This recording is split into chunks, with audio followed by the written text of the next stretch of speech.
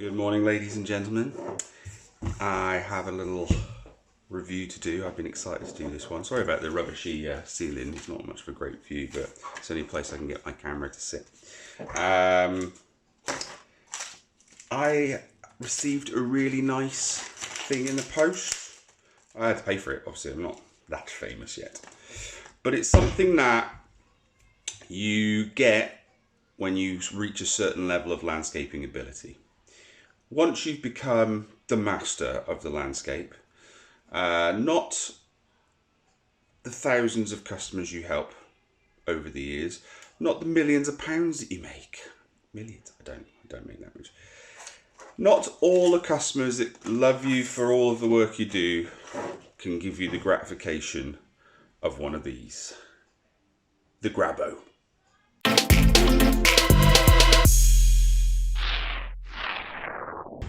So, basically, the reason I'm so pumped about this is it's kind of like every time you watch a landscaper online, they have one of these. And to me, it's kind of like when you can afford to buy one of these, you're doing landscaping properly. It's rubbish. I know that's not true.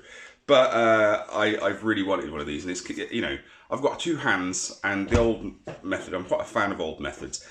Putting the slab down normally is fine, but since we started doing some larger format tiles, those, even the 900 by 600 like porcelain tiles are so heavy. Like, sandstone's heavy, slabs are heavy, but positioning a porcelain tile that you've cut is a lot harder than sandstone, because sandstone, even if you bang it against something and it gets, the edge roughs a little bit, it's totally unnoticeable because the whole surface of it generally is quite rough. It's a ribbon finish. Whereas porcelain, if you tap another tile with it and you get a chip, you can write that tile off. If you've got a level of finish where you want to keep a really high standard, you don't want to chip on the top. Your grout won't cover it. So positioning and being able to position porcelain delicately is a real benefit, and that's where these come in. So this is the Grabo. It's not the high end one. It would cost about 200 quid. And I'm going to show you what it comes with. But it's the one that's got the pressure gauge on it, not the one that's got the digital gauge. Those are about another £100 more. And I don't know if there's any other benefits to that one, because I've not seen it live. But this is awesome. I've had a little play with it because I couldn't help. I didn't want to couldn't wait for an unboxing. But all you literally get is a carry bag, some instructions, and these are important. I'm not a big believer in instructions, but these are important. I'll tell you why in a minute. A charging lead and a range of plugs for different parts of the world. This I haven't worked out yet. I think it's a replacement pressure seal for the gauge, but I'm going to keep that and I'll work out in a minute. And you get a warranty card that explains that you're covered for parts and workmanship failure, but not for wear and tear, dust or water getting into the unit, which is fair enough. And this is your charging lead, and that's all you get. And on the Grabo, you have a little slidey bar that you slip up, and there's your battery, right? And that's quite clearly 4 cells of some sort in there. And you can see there's a little charging port at the bottom, and you jab that in there and stick it in the wall. And that's all there is to charging it. And it just slides in there. Very satisfying slide and clip going on there. Right? And that's all there is to it. But you can buy extra batteries. Don't know how much they are, but I'll find out. eBay was the best place to buy one of these. I found it really cheap. Well, $199 is the cheapest I found it anyway. So, eBay's quite good, I find. They give you, obviously you've got the guarantee of the person you're buying from, but you've also got the guarantee from eBay if things go a bit Pete Tong. If you order from an unknown website, you're relying on them to be legit. But this is awesome. Now, the inside, you have these hard rubber cells and the outer diaphragm here. And that's really what does the high-end pressure. And then on the outer edge, you've got just like a solid foam surface, not solid, but a hard foam surface, and that's what gives you your initial attachment. So the hard foam surface sucks in, and as soon as then the surface makes contact with the red bit, because that's like your seal, that's when it starts to suck power, like really powerful. And the gauge is really simple. So it's red when there's not a lot of suction, not when there's too much. So it's the other way around to most pressure gauges. But the red is telling you do not lift your product at this stage and wait until it's in the green. But whereabouts in the green do you go? Well, that's where the instructions come in. So the instructions tell you obviously about the assembly, how it all works, that sort of stuff. But here is the really interesting bit. This is a table that tells you what your lifting weight is based on the pressure you get on the gauge. So this is the sort of maximum holds. So you've got glass, metal, wood, plastic, ceramic tile, rough concrete, dry wall, and rough slate are the ones that they sort of outlined. But obviously anything that's got like a sealed surface, not even sealed, just a fairly flat and non-porous surface really will stick. So it's saying parallel holds and perpendicular holds. There's two different readings, obviously, because that's going to be weaker than that. So just for example, let's do rough concrete. So rough concrete can hold 80 kilograms. Kilograms F. Oh, max lifting force, kilogram force. Is that? I don't know. I read it as 80 kilograms. But anyway, rough concrete, it doesn't matter. That way or that way, it will hold 80 kilograms. But if you look at something like glass, which is obviously a very suckable surface, if you're doing it perpendicular, you can hold 170 kilograms. And if you're doing it parallel, you can do 120 kilograms. So again, that way is not as strong as that way. Obviously, you've got more friction that way.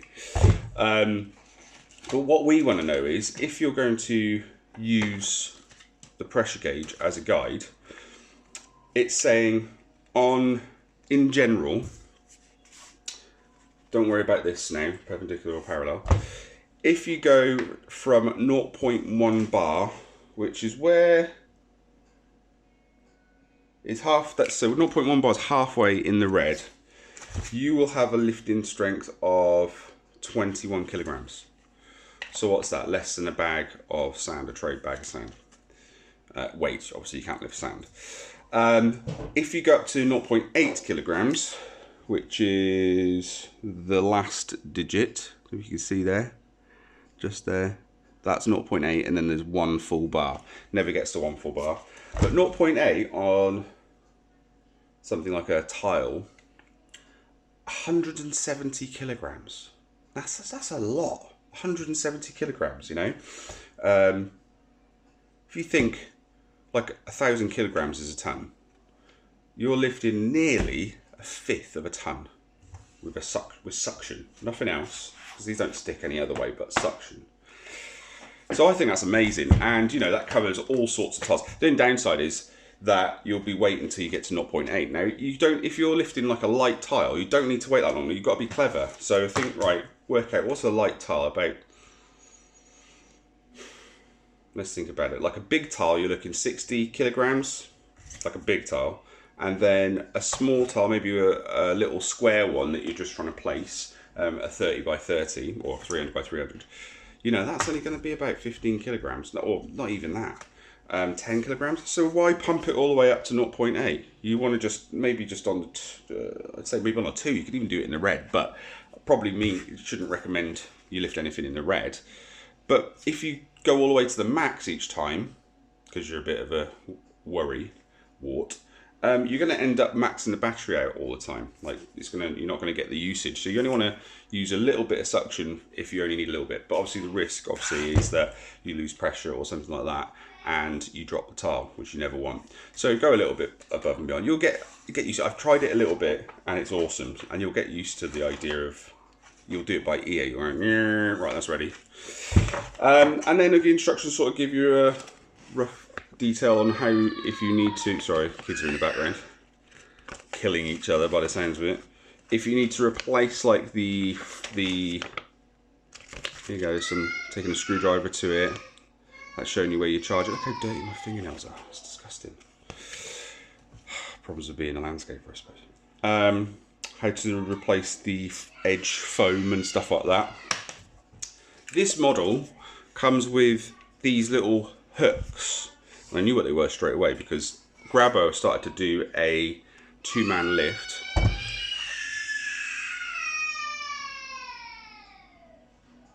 Two-man lift.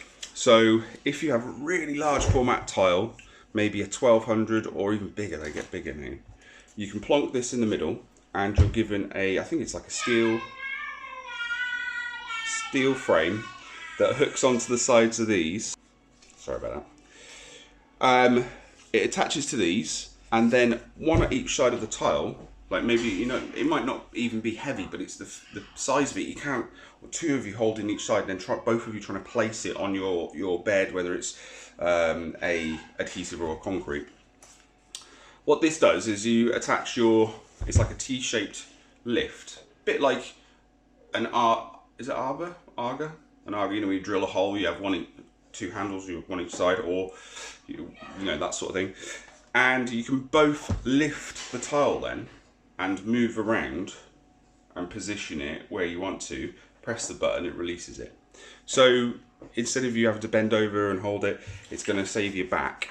So I think for someone that's doing regular tiling, lifting of those sort of materials, this is a worthwhile investment. Now let's take a look at how it works, right? So you've got the pressure button, you've got an on and off switch at the bottom, it's got a battery gauge down here, boom, it's fully charged, and this is your pressure release. And that's it, that's it. Look at this. Straight away. I can tell you for certain, we're on, we went straight to 0.8 of a bar. That quick. I can tell you that will never come off. You could leave that overnight. How funny it would be if it fell off now. I'd be so wrong, wouldn't I? I'd have to edit that out.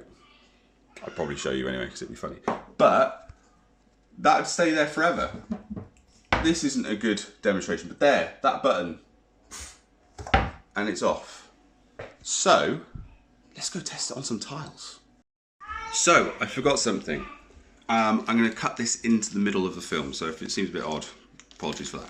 But this is actually a little washer and filter pad. So obviously when it sucks, the air has to go through somewhere. You see that little hole there? That is got one of those washers and a filter pad under it. So when that starts to clog up, I guess, you know, you might get it mucky, dusty cement on it, I don't know. But if it blocks up, it will not work as effectively. And you'll start to see that because it will take either too long to connect or to suck to the material, or it won't do anything, or the pressure won't come out. I don't know. I'm new to it. Maybe you guys can tell me. But you can pop the little washer off in there, the inner black circle, get one of these pads, put it in and put the washer back. And they give you a spare washer because you might lose that one, I guess, or it might come out on its own, or I don't know. It seems like it's in there pretty secure. But the instructions tell you, get a screwdriver, just wedge it in the middle and pop it out. So that's what that's for. Now back to the video. Remember to hold it at arm's length so that you can see a bit better. But here's my porcelain patio, my back garden. Yes, I haven't finished the steps. It's only been like 2 years. And here is a little 600 by 300 tile that I've used for various testing. See the chips. Like I said, this is going to be like a maximum 20 kilo, 15, 20 kilos. Put it on there. Don't have to press it down because these tiles are so nice and flat. Press your button. I reckon that's plenty. Oh! What's going on? Ah, look, I said don't have to press it. Well, that sponge bit is your buffer. It appears that you do have to press it a little bit. So I've only I pushed it down and pressed the button, and it's just got to nearly 0.4. There you go, that's how quick it does it. Anyway, let's give that a lift. Oh, that is easy. And we're doing a perpendicular lift. Oh, I can't even hold it sideways. Oh, I'm not a man anymore, I'm not a man. And then to release, it's now in position. That's it. So, take for example this tile here. Now, this tile was a real pain because I had to cut a circle. I haven't grouted it in yet, but I had to cut a circle out of the edges that matched the edges of my sort of brick soldiers here.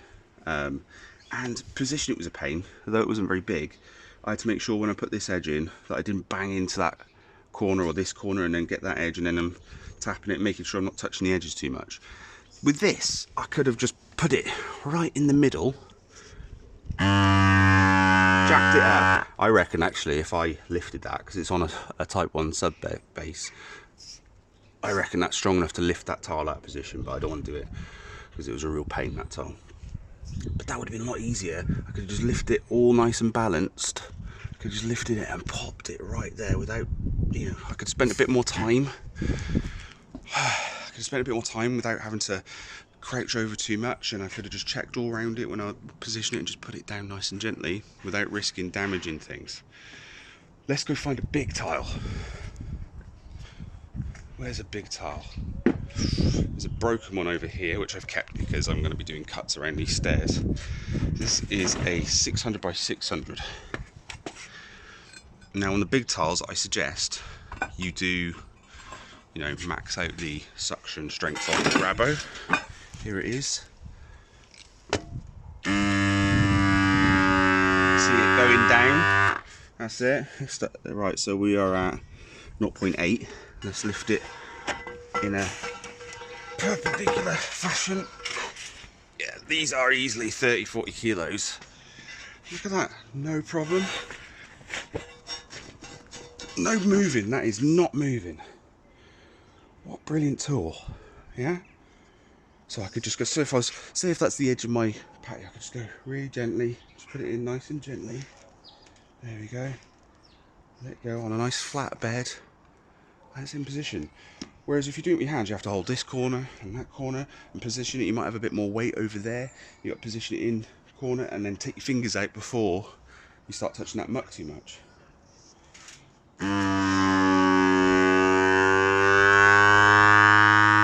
Oh, we're getting to nearly one bar. You can start to hear it go a bit sort of lighter. It starts to squeal when it's starting to get too, can't add too much pressure.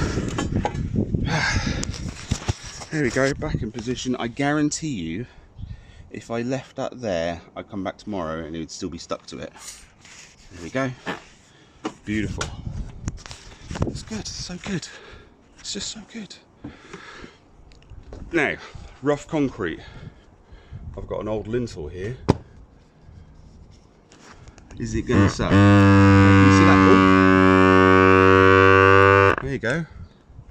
Rough concrete. Literally, where are we? I'm putting my whole weight on there. Look, my foot's off. Whole weight. I'm putting. Oh! That was scary, but that held. That held really well. Blocks. I've seen good, tidy bricks give this a go. Does not hold blocks. Reason I think is there's too many cracks and pores in the block surface. You just can't get a good suction. Maybe if you pressed it right down and try to get that rubber ring in contact, you might get something. But what happens is when you go to let me just see if I've got it on the gauge. If you go to lift it and you press that, gauge doesn't do anything. It means there's no suction. Even if I press it down, let me see, put my whole weight on it, it's not moving.